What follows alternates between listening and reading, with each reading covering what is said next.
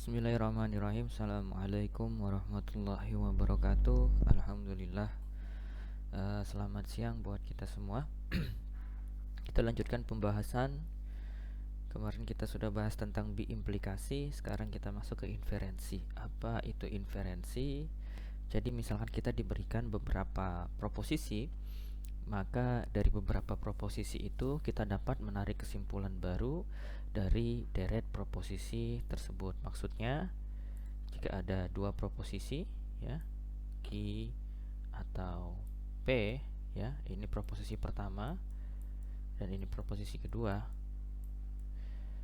ya, maka kita bisa menarik sebuah proposisi yang baru.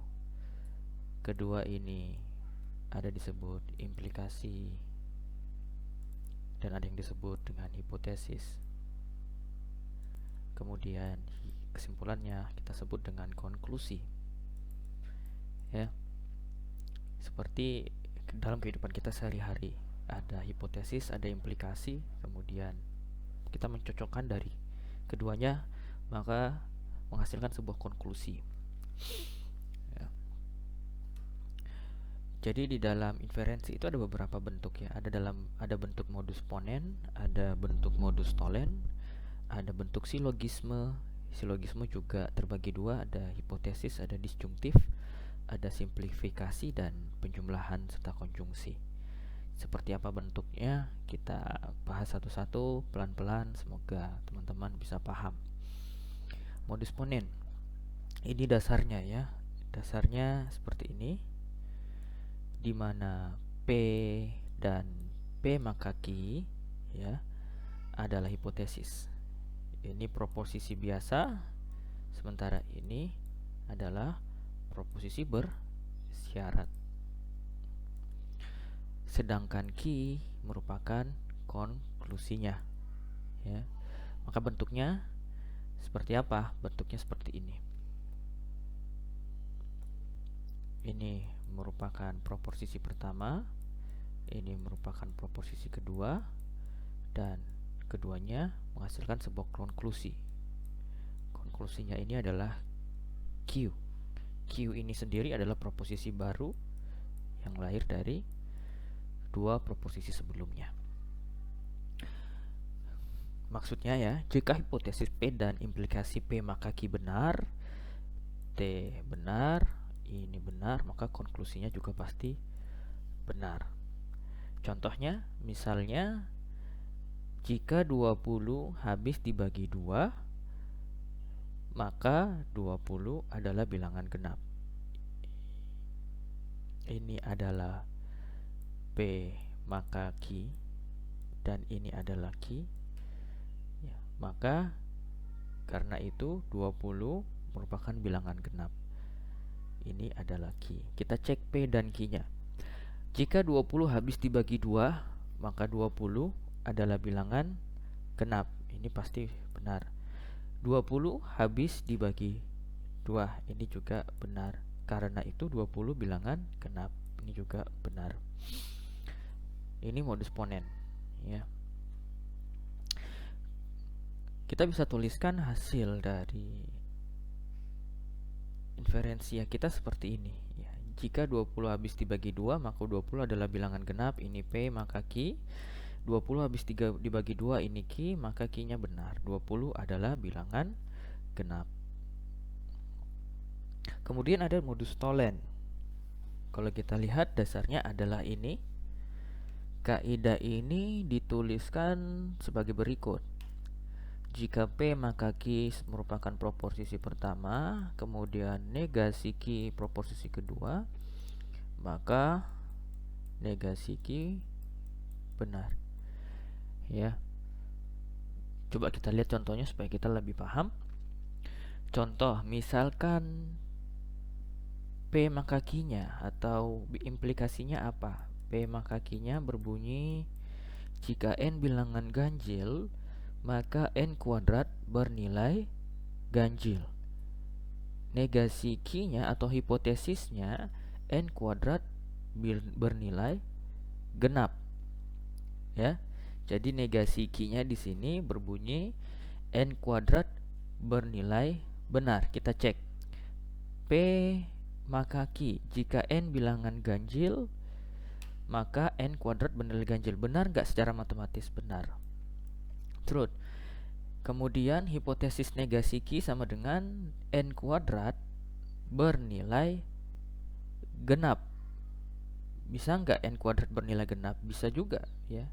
Maka ini juga benar. Maka menurut modus Tholen, inferensi berikut menjadi ya, jika N bilangan ganjil, maka N kuadrat bernilai ganjil. Sementara N kuadrat bernilai genap. Maka kesimpulan negasi Q-nya yaitu N bukan bilangan ganjil. Cukup mudah ya.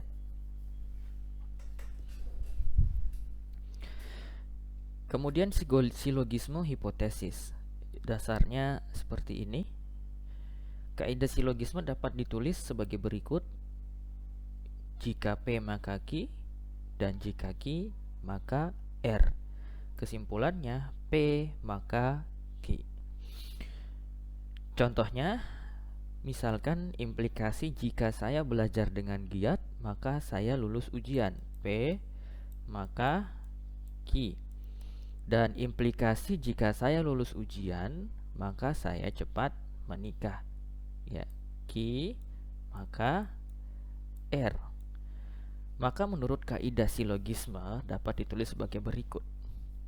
Ya, jika saya belajar dengan giat, maka saya lulus ujian. Jika saya lulus ujian, maka saya cepat menikah. Dengan kata lain, jika saya belajar dengan giat, maka saya cepat menikah. Ini merupakan proposisi implikasi pertama, proposisi implikasi kedua, dan proposisi implikasi ketiga, menghasilkan sebuah proposisi yang baru. Ini silogisme hipotesis.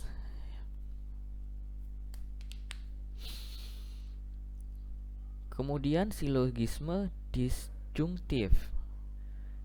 Dasarnya demikian ya. Kaidahnya kita bisa tuliskan seperti ini.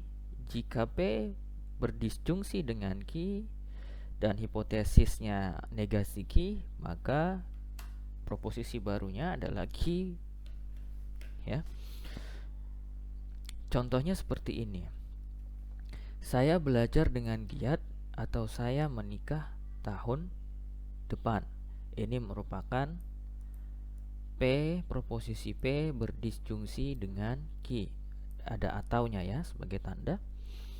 Negasi Q-nya ya, hipotesisnya saya tidak belajar dengan giat. Karena itu saya menikah tahun depan. Nah, menggunakan kaidah silogisme disjuntif, maka kita dapat tuliskan sebagai berikut. Ya. Saya belajar dengan giat atau saya menikah tahun depan. Karena saya tidak belajar dengan giat, maka tahun depan saya menikah, gitu ya. Jadi seperti itu. Ini merupakan proposisi P berdisjungsi dengan Q, sementara ini negasi Q. Jadi seperti sebuah pilihan, ya, seperti sebuah pilihan. Karena dia tidak melakukan satu sebab, maka dia melakukan sebab yang lain, aktivitas yang lain. Ya, maka Q, ya, maka Q-nya itu apa? Menikah tahun depan. Simplifikasi, ya, simplifikasi. Dasarnya apa? Didasarkan pada P berkonjungsi dengan Q, maka P, di mana P dan Q adalah sebuah hipotesis, sedangkan P adalah konklusi. Kaidah ini kita tuliskan sebagai berikut. P berkonjungsi dengan Q, maka P. Contohnya, Hamid adalah mahasiswa Uniba dan mahasiswa ITK, ya. Ini P-nya dan ini adalah simbol dari konjungsi. Kemudian mahasiswa ITK adalah Q-nya. Karena itu Hamid adalah mahasiswa ITK. Sorry, ini bukan ITB tapi ITK. Ya.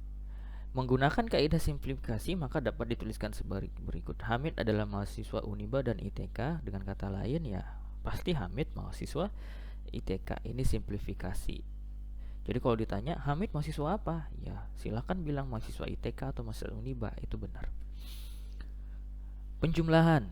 Kaidah ini didasarkan pada tautologi proposisi P, maka proposisi P berdisjungsi dengan Q, dan kita dapat tulis sebagai berikut. Ya. Ini sebagai hipotesis dan ini sebagai konklusi. Zarko mengambil MK kalkulus, ini sebagai P. Karena itu Zarko mengambil MK kalkulus dan mengulang MK algoritma. Ada sebab musabab. Ya, ada sebab musababnya, atau mengulang MK algoritma.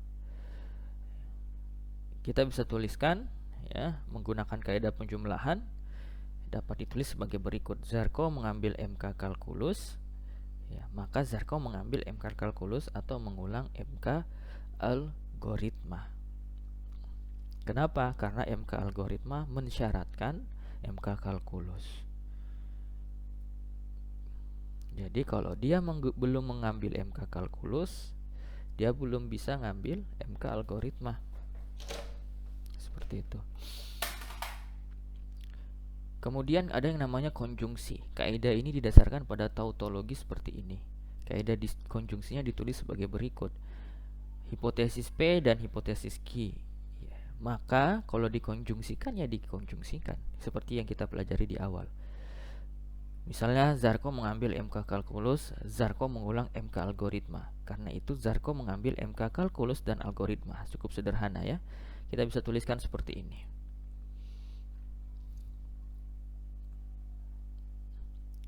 Kemudian argumen. Argumen adalah suatu deret proposisi yang dituliskan sebagai berikut. Proposisi 1, proposisi 2 sampai proposisi n, maka Q. Dalam hal ini P1, P2, Pn disebut hipotesis atau premis dan Q disebut konklusi. Ya.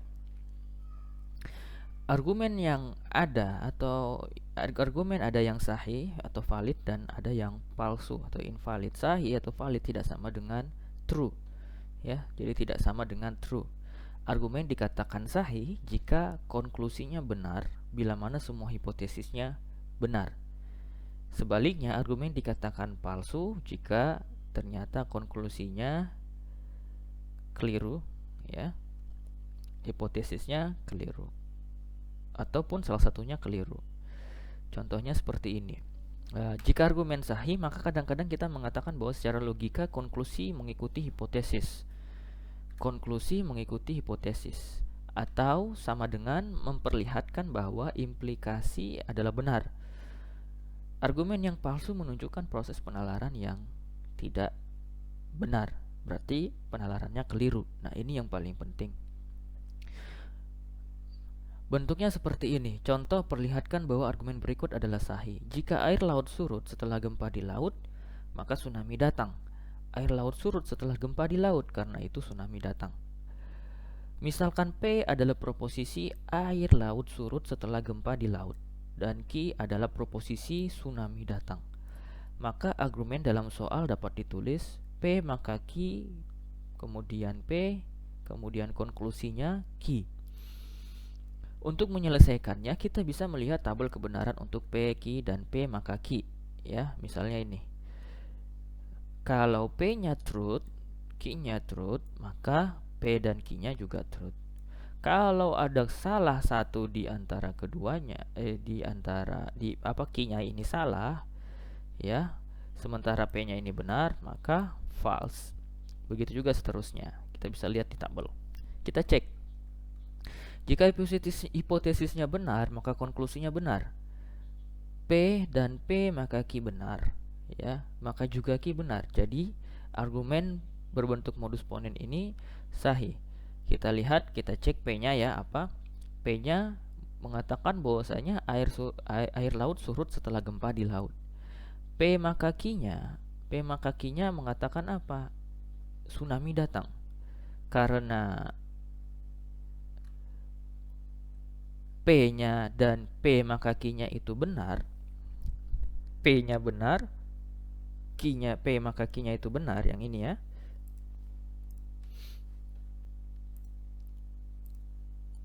P-nya benar dan P maka Q-nya itu benar, berarti Q-nya ini sahih, ya, tidak mungkin false. Dengan kata lain, argumen berbentuk modus ponen ini sahih. Oke, ini dulu. Ada tugas buat teman-teman. Tugasnya apa? Tugasnya ialah silahkan